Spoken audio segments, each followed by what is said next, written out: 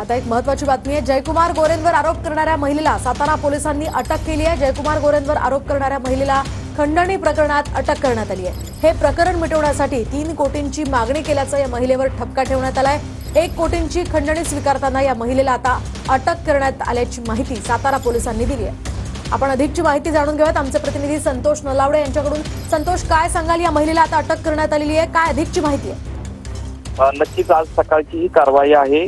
ग्रामविकास मंत्री जयकुमार गोरे यांच्यावर मागील काही दिवसापूर्वी या संबंधित महिलेनं गंभीर आरोप केले होते।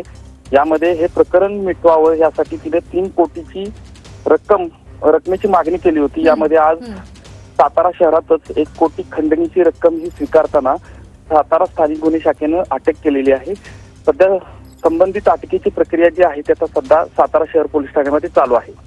अगदी नक्कीच धन्यवाद संतोष दिलेल्या या सविस्तर माहितीसाठी। या प्रकरणानंतर आता महाविकास आघाडीचे नेते सुद्धा यावर काय बोलतात ते पाहणं अतिशय महत्त्वाचं असणार आहे। जयकुमार गोरे यांच्यावर विनयभंगाचा आरोप या महिलेनं केला होता।